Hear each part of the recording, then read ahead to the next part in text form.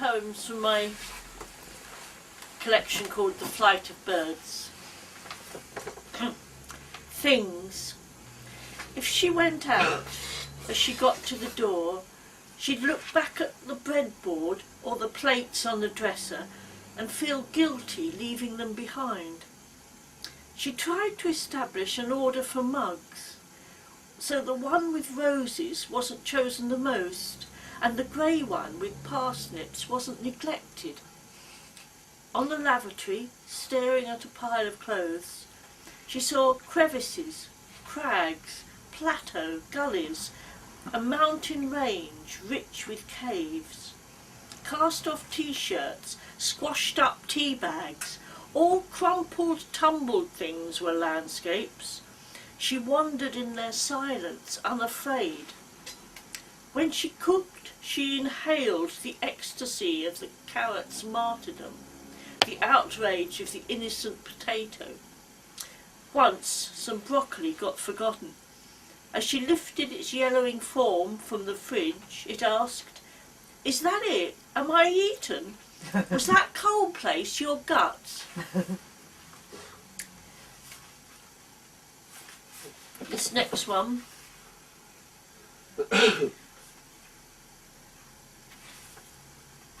dear me, not very organised. Page 16.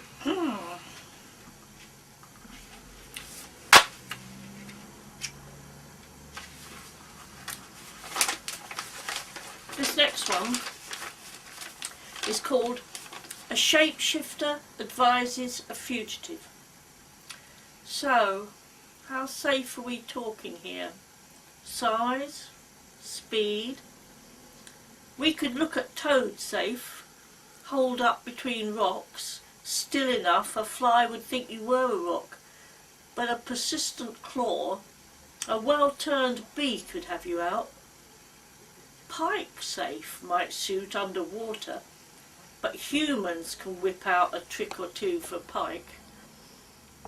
Have you considered crow safe? Even a hawk won't meddle with a crow, but then again humans could train their sights on you. At the end of the day I'm thinking, that's your best bet, human. It'll mean walking round with a big heavy brain, but you've got your hands free for the gun. Now I'm going to read a really ancient poem called Familiar. It's from my first collection called Seeds. That was called 2000. Familiar. Where have you been, my little thief, swooping and pilfering? Look at you if you only had a reflection to look at. Nothing more than a quivering blur when you know you're in the wrong. My feckless shimmerer, my little gleaming, pirouetting, side-winding, shape-shifting, intangible of course if anyone should dare. Certain gestures, certain sounds can trap him, then his beauty ferments to a livid, acidic substance, highly toxic, malodorous, and I have to pop a storage jar over him until he subsides. I cannot recall what rhythm drew him, and he claims he cannot remember the place from whence he came. For he is not the spirit of one dead. Time's gravity could never detain my little acrobat. He is too light, too quick in spite of himself, ever to get born. Sometimes when our eyes touch, his have a look in them. They are very strong, his eyes. They can bear the weight of a shadow. And one more. Oh. Right, this is called Flight. I'm quite a keen bird watcher actually. Flight. I love to watch the flight of birds, the rich flap and soar of pigeon manoeuvres, or last week the crazy love dance of crows, headlong through branches, death's butler gone flamenco. Once there was a tern, who found its way to the pond behind Waitrose, a big water lily surface that used to be part of the docks at Wapping. The tern is white with a low black cap. Its beak is an amber stiletto. Its tail is a swallow's, sharper. The flight's a diamond cutter, splintering dimension. It dives perpendicular to an inch above the surface and hovers vibrating.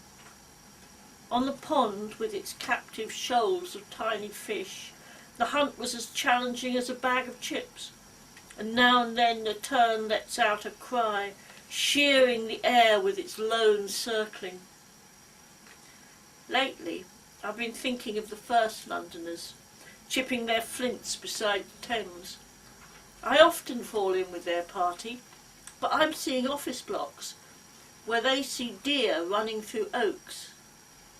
When they watch the flight of birds, they click, they grunt, it falls to a sigh, the breath rising from the lungs' cave, whipped by the larynx, moulded by the tongue, turns longing for flight into song.